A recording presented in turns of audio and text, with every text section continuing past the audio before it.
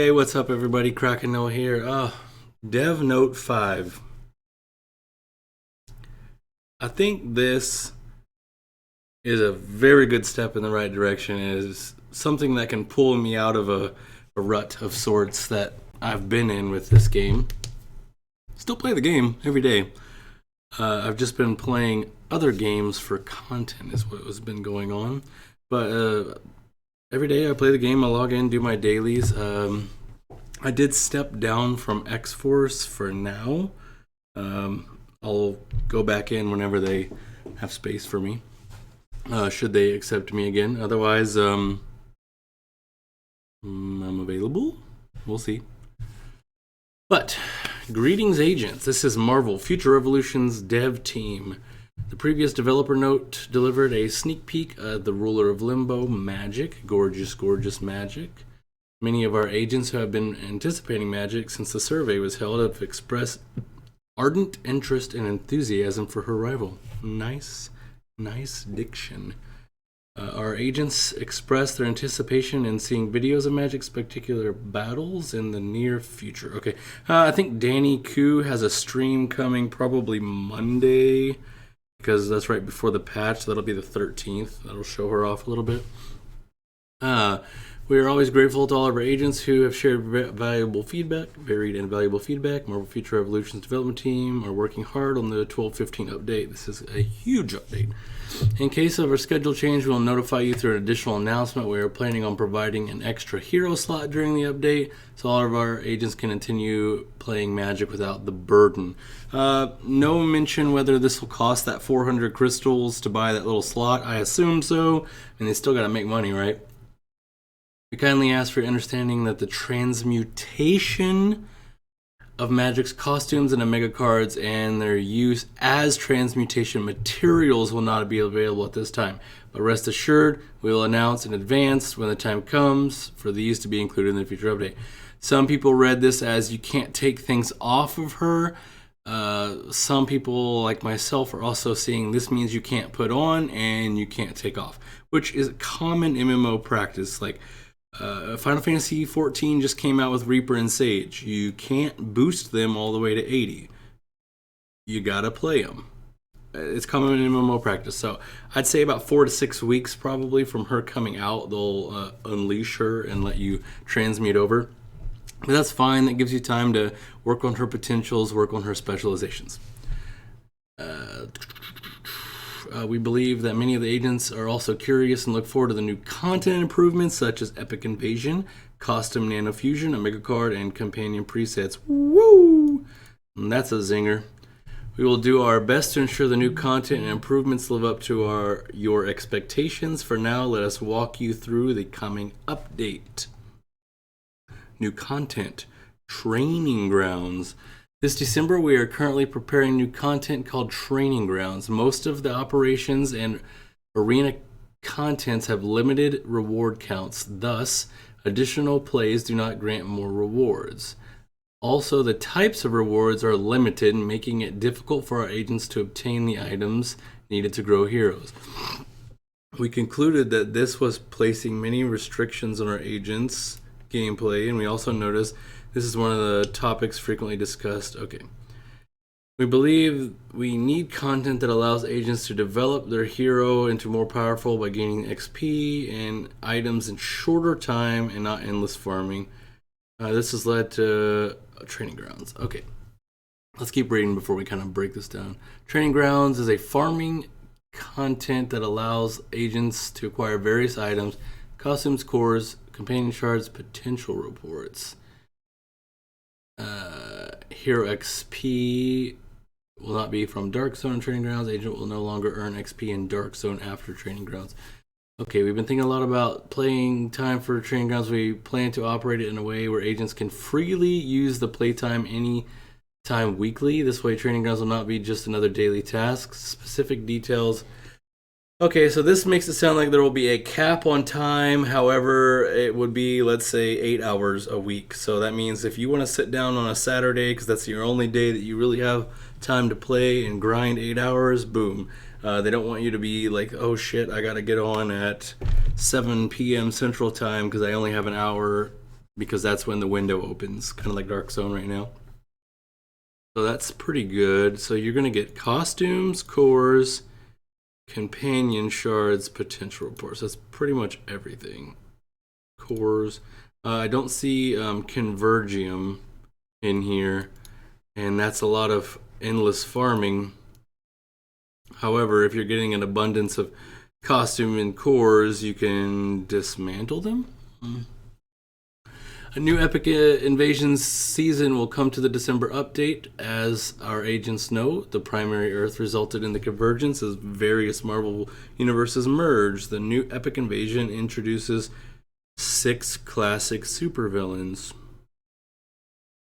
that our agents know very well but have not seen before. Sinister Six, Insidious Six. They could bring the Insidious Six and not the Sinister Six. I'm not sponsored, but Red Bull can be. We have also made improvements on earning points that contribute to ranking calculations. Prior to this Epic Invasion ranking points, we were calculated based on damages that the agents dealt, but now the damages received will count towards the calculation. So that's good for Cap in a way. I don't know if that fixes Cap completely, but that makes it so Cap's DPS, which is on the lower end, plus the damage he takes as being the tank, should help. Plus magic is melee, so magic might be taking a lot more damage, so that gives her a way to get points too. Although there are certain scoring conditions not included in this invasion season, we will continue to improve by adding more. So maybe next one we get like support, so Doctor Strange casting, some support spells might give better points. I think they should just add all of this together, period, across all game modes. Damage taken, damage received, supporting spells casted, the like flame shock, chill, status effects, web. I think all that stuff should count towards points. Like, I don't know how heavily it should be weighted, but I think it should still be implemented. Target system improvement. The target systems and many agents found inconvenient, especially during PvP mode, will have improvements implemented. The current targeting system was developed based on camera mode 1, which holds the front side of the hero. However, with PvP content such as Mega War, use 3 to check for surroundings. Therefore, the targeting system not... Wow, okay. I know I kind of just like briefly skimmed through that, but basically they're saying when you're zoomed out for 3, you're more looking at a wider angle, so they're not focused on the heroes right in front of you. Screw camera 2 though, I guess, but I'm not really sure that matters. Basically, there's going to be an update to targeting. Brief second, I need to move my character because I don't want to DC. Costume Nanofusion improvement. Summing Nanofusion stages. Agents experience difficulty and inconvenience with carrying out Nanofusion from the beginning if a costume with better options was obtained during the course of... Oh, man. Good example. I have a Midgardia blaster that I took up originally when I was on Widow. And then I rolled a 4 dodge, 1 defense blaster later. And I just was sad. So it looks like this time I can fuse that 2 with a 0, so it would be the stage, and I'd get a 3-star on that dodge. That's exactly how that would work. Basically, right now I have my Midgardia 2 blaster. I have my other blaster with no stars. However, when I go to star it for the first time, it would be a 3-star, 2 plus the 1 I'm putting on. It would make it 3. They blurred it out because they don't want you to know how much it's going to cost, because when they did that transmutation, people rioted, and we rioted for the right reason, because then it became gold. However, stage 6 is the achieved stage for cases such as 2 plus 5, since the maximum limit in Nanofusion. Okay. So anything over this, if you do 3 and 3 together and you go to merge it to make it 7, it would stop at 6. Duh. Costume Nanofusion requires an immense amount of effort, and we believe that the Costume Nanofusion needs to become more satisfactory. And okay, so basically we kind of covered this already as I was talking through. This is amazing because, like, let's say you've got that pair of boots and you're like, it's got that 1 crap stat on it, but I'm still going to do it anyways. And then later down the line, you roll the God roll boots, boom. Now, Now you can just move your stars over. Mega card and companion presets. We believe that agents who play both operations and arena contents were particularly inconvenienced by the unavailability of presets. Jesus Christ, this was like, I didn't really feel it for companions too much. Freaking Omega cards, they also need to do specialization ones, because like when I was on Star-Lord, I would love to have had a specialization preset too, where I'm like, boom, I'm in PvP mode. Well, yes, I'll continue. In PvP mode, boom, I'm in chill, I'm in shock, whatever. Okay, I want to go back to fire. Awesome. However, they need to do away with the specialization bullshit as far as costing materials to switch. But Jesus, having a PvE and a PvP set now that we're in invasions, being able to switch on the fly is awesome. Dark Zone improvement. We are looking into Dark Zone from different angles to revive its original excitement. We want to revamp the rewards to match its original intentions, agent, cooperation, and friendly competition for top rewards. We want to reduce the playtime, thank God, as well as to gather as many agents as possible in a go. We would like to emphasize the fun of either cooperating or competing by setting a higher score than ever before defeating heroes. Ooh, baby. X-Force, let me back in. I want in. I want to kill people. Additionally, the hero XP obtained by defeating villains will be removed, as it can be obtained through training grounds. Okay, yep. Thus, non-PvP channels, those are the Care Bear channels they added, was created solely for a purpose of gaining hero XP, will be deleted. In addition, we implemented the hot time, so that's the X2, in the Dark Zone challenge agents with increased concentration players. A system designed to be enjoyable, but instead became stressful. Therefore, in this update, we will create time slots instead of implementing hot time event. Okay. Does that mean your alliance signs up for a slot like they do a Mega War or Alliance War? I guess we'll find out more later. I wonder if they just have more times.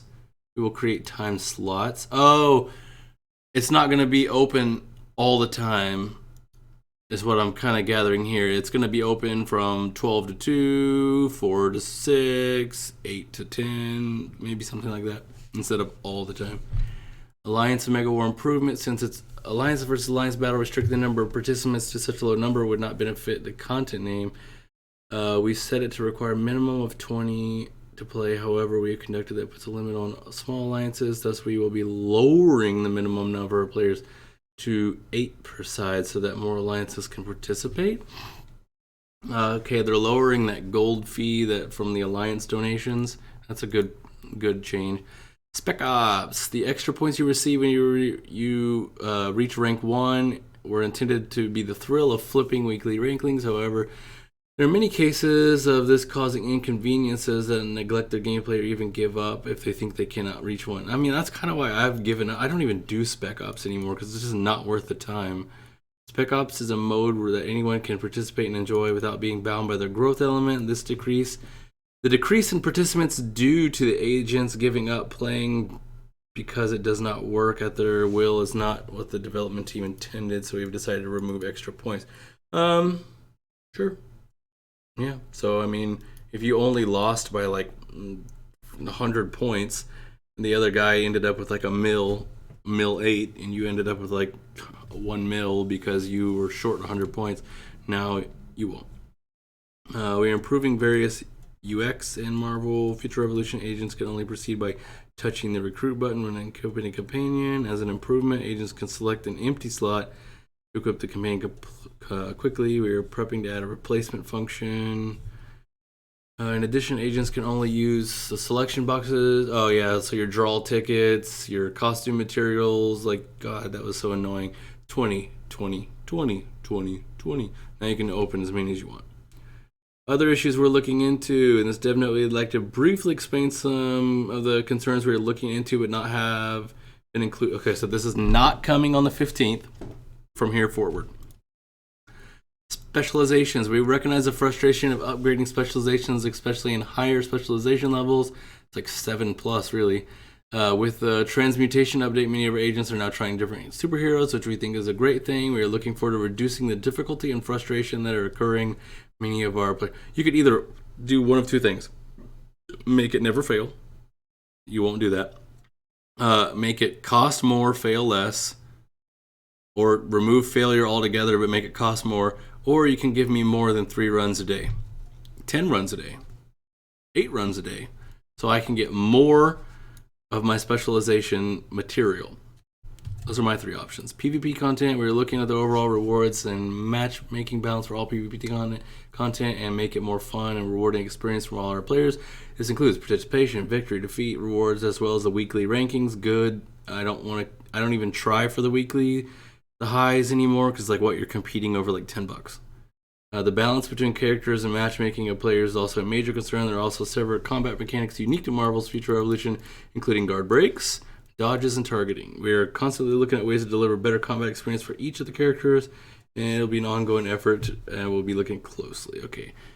Marvel Future Revolution, we wanted to create a unique experience where combat takes place both on the ground and in the air. However, for certain contents, especially Omega War, Alliance War, provide extensive benefits for flying heroes. Yes.